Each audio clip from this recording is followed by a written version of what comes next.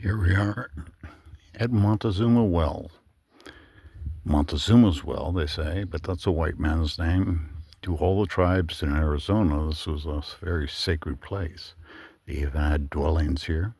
It's had a really unique fox synchronicity here. Beautiful, beautiful animal. And then we sway down, and here we are at the well. Unique ecosystem in the whole world. Species here like nowhere else. Constant flow of water, very primordial. And the colors, rich and green, duckies on the water. Not a lot right now. Sometimes there's been more. Be careful with my stepping. But you really see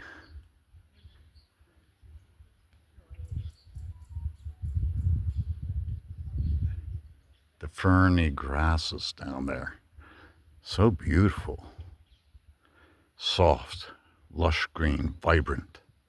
You can feel the energies at the well here. Down at the picnic grounds in the mother tree. This is the well. We're gonna go on. Tunatiakata. Ooh.